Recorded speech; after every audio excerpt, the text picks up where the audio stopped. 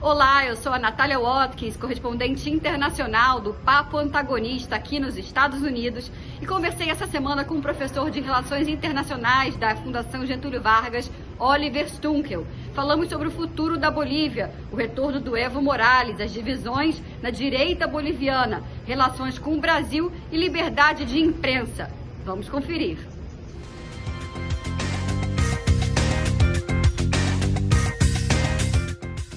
A Bolívia passou por uma fase de estabilidade inédita a partir de 2005, quando o Evo Morales assumiu.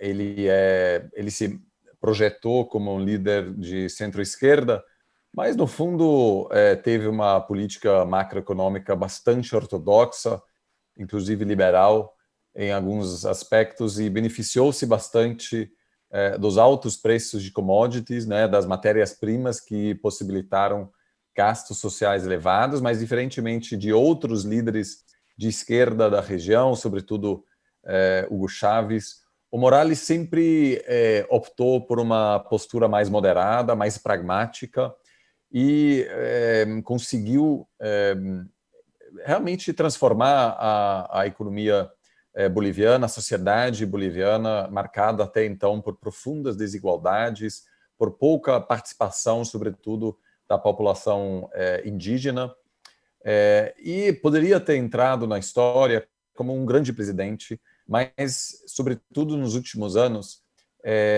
cedeu, eu acho que um pouco à tentação de se eternizar no poder.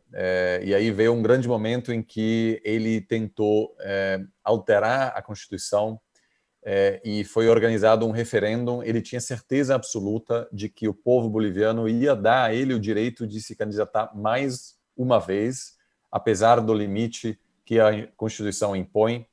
Ele perdeu esse referendo e candidatou-se mesmo assim.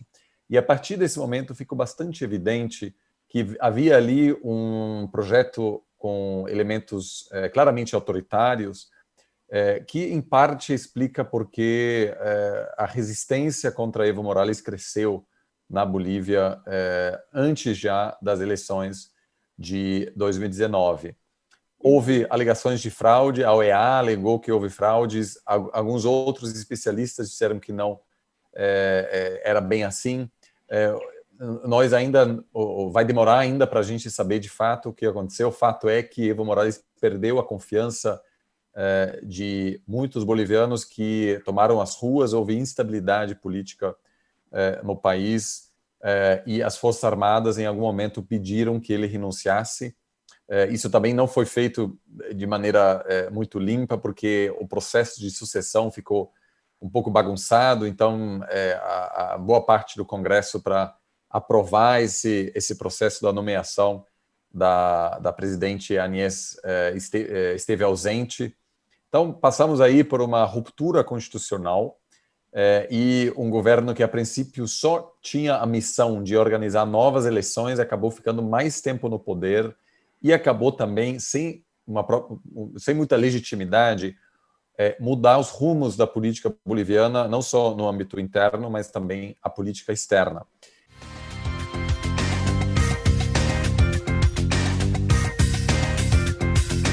As eleições agora, que foram organizadas mais tarde, foram atrasadas, né, por causa da pandemia, revelam que o poder do MAS, do partido, ainda está presente e que o Luiz Arce, que foi ministro de Economia do Evo Morales, conseguiu montar uma narrativa atraente que basicamente diz: eu vou trazer os bons tempos econômicos de volta, sem ameaça autoritária que o Evo Morales representava. E essa narrativa fez mais sentido para a maioria da população boliviana do que a proposta de Carlos Mesa, que já tinha sido presidente de 2003 a 2005, mas que é uma pessoa cujo partido tem pouca capilaridade, que tem pouco acesso, sobretudo, à população rural, e que, em função disso, teve um resultado bastante ruim. Agora, o que chama a atenção é que os dois candidatos eram, acima de tudo, candidatos moderados, que não buscaram mobilizar seguidores radicais. Ambos concorreram pelos centristas. E tanto Carlos Mesa quanto Luiz Arce são líderes bastante pragmáticos, pouco carismáticos, e eu acho que há pouca chance da gente ver uma repetição agora de um projeto autoritário, como a gente viu nos últimos anos na Bolívia.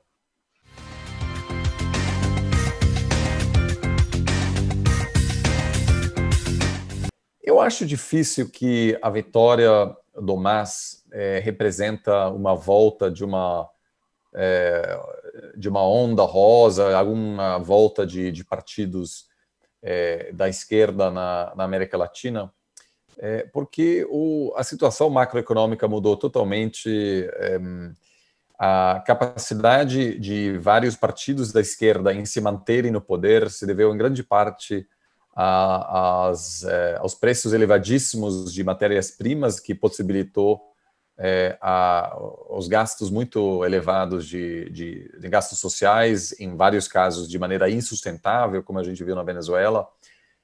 Mas o cenário político agora, ele é tão peculiar por causa da crise econômica. A gente agora está passando pela pior crise econômica da América Latina em 120 anos, causado pela pandemia, em que todos os governos precisam adotar uma postura muito pragmática, que pode, inclusive, envolver o aumento de gastos públicos, mesmo em governos, em países governados pela direita. Estamos vendo um aumento de gastos públicos, que é natural no momento de crise assim. Então, eu acho que vai ser uma época em que o aspecto ideológico será deixado um pouco de lado, porque basicamente há poucas opções que governos têm nessa situação de desemprego altíssimo, de um colapso da situação econômica, de uma crise na saúde pública. E além disso, também acho que no caso boliviano, o cenário mais provável é uma repetição do que a gente viu no Equador.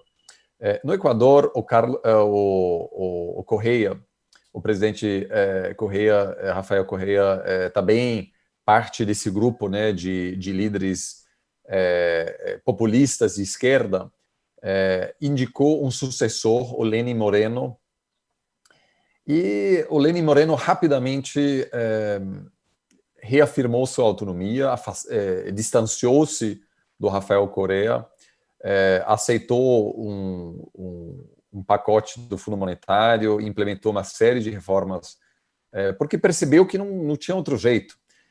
Então, o Lenín Moreno, a princípio, é um líder do centro, ele não tem uma ideologia clara, porque deparou-se com a profunda crise econômica, que era o grande legado do Correa. Então, eu acho bastante provável que o Luiz Arce também seja um líder menos ideologizado. E também tem uma outra questão, que é o seguinte: por causa da crise, os governos, como o de Luiz Arce, mas também da Venezuela, não têm mais a capacidade em construir um movimento regional. Por exemplo, todos os presidentes da América Latina hoje estão preocupados com as suas crises internas.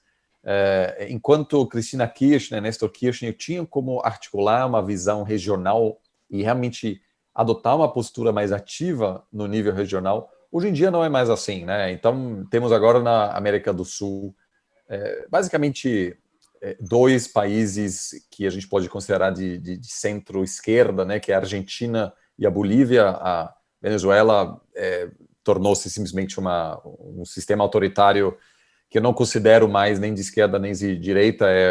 Eu acho que foge muito desses parâmetros. Então, acho muito difícil que a preocupação tanto do governo argentino ou do governo boliviano agora seria, vamos dizer, espalhar e promover uma ideologia específica. Eles estarão focados na sobrevivência dos seus respectivos governos ao longo dos próximos anos.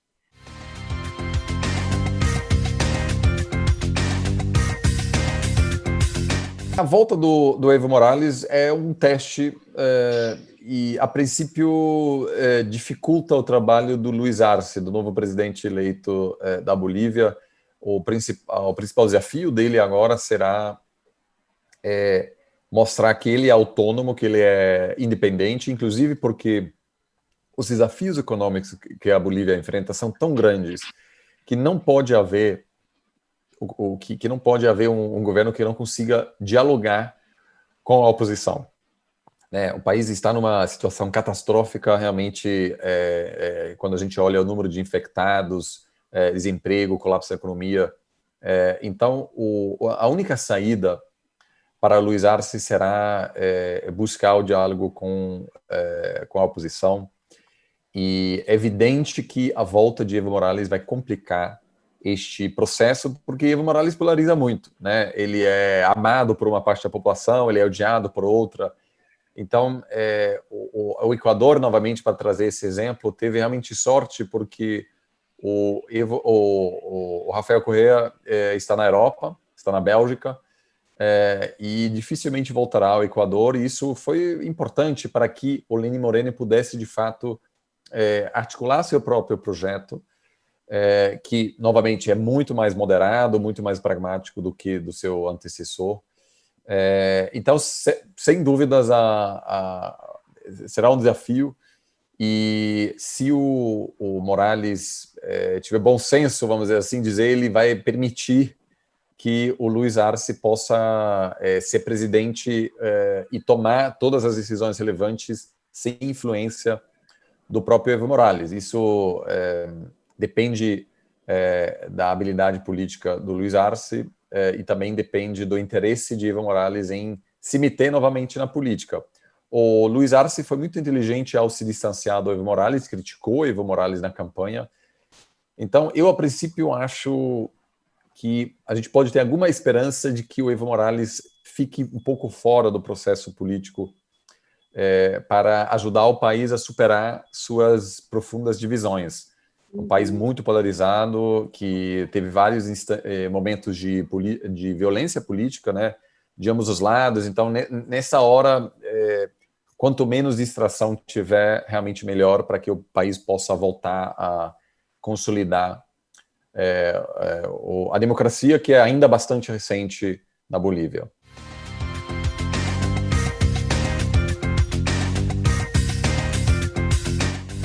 O Carlos Mesa, na verdade, nem sequer pode ser descrita como direita, né? Ele é um intelectual que morou muitos anos na Espanha. Eu diria que o Carlos Mesa seria, de certa maneira, um pouco comparável com, talvez, o segundo mandato de Fernando Henrique Cardoso, por exemplo, né? Que também não consideraria, assim, de direita, propriamente dito, um pouco parecido com o pensamento social-democrata, terceira via, talvez, Bill Clinton, algo assim, Tony Blair, né? Eu acho que o Carlos Mesa se vê um pouco nessa tradição. Mas um político, vamos dizer, ele não é uma pessoa muito experiente. Ele, como eu disse, né, foi presidente por 2 anos, fez uma campanha razoável, mas eu acho que não conseguiu articular uma boa narrativa sobre o futuro da Bolívia. Eu acho que a oposição, em geral, teve dificuldades em engajar a população indígena, né, que representa aí mais de um terço, entre 40% e 45% do eleitorado boliviano. E, de certa maneira, a decisão da oposição em ter como principal candidato um ex-presidente que já esteve no poder 15 anos atrás e não teve uma presidência muito bem sucedida, é também um sinal de que faltam jovens, falta uma elite de políticos jovens que, de fato, consegue dar visibilidade a um novo projeto, articular um novo projeto. O Camacho tem muita visibilidade em Santa Cruz, onde em algumas regiões até obtém a maioria, mas não tem nenhuma chance em realmente ter apoio amplo nas regiões mais montanhosas, perto de La Paz. Um político com apelo regional, mas com muita dificuldade em articular um projeto nacional. Então, a Bolívia continua tendo ainda e sofrendo com as sequelas também de uma tentativa de separatista, né, de Santa Cruz, que, inclusive, isso faz 15 anos, que o Brasil teve que pressionar os dois lados a encerrarem qualquer tentativa de dividir o país. Então, eu não vejo assim uma outra... Eu não consegui, durante minhas viagens também à Bolívia, identificar nenhuma outra liderança que pudesse unificar toda a direita neste momento, lembrando também que muitos eleitores de Camacho não votariam no Carlos Mesa no segundo turno por se sentir, ideologicamente falando, muito longe dele. Então, claramente, a direita, ou vamos assim dizer, os partidos do centro até a direita estão divididos, porque falta aí uma liderança clara, alguém que conseguiria, talvez, unificar esses dois lados. Uhum.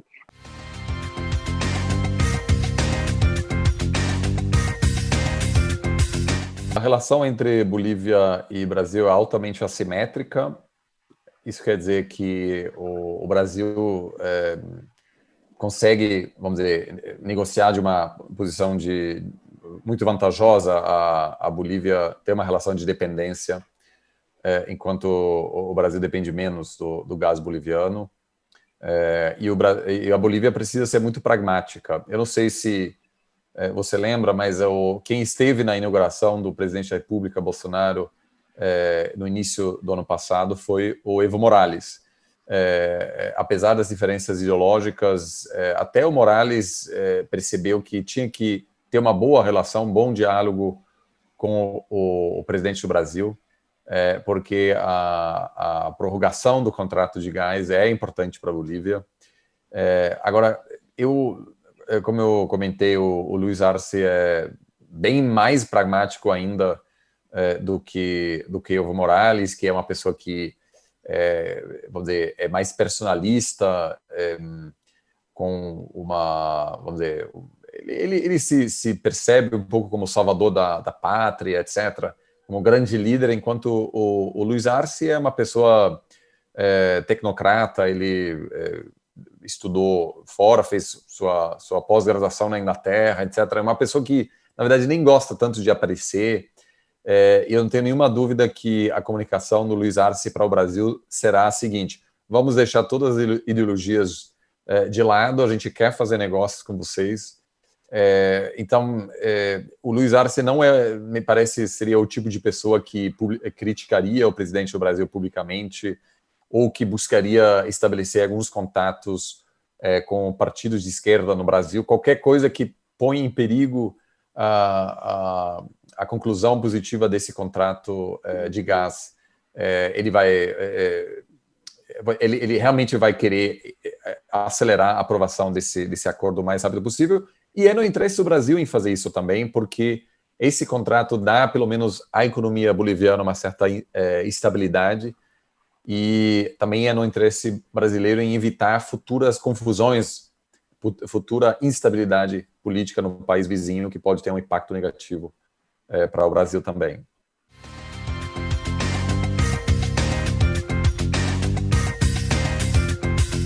Em geral, eu acho que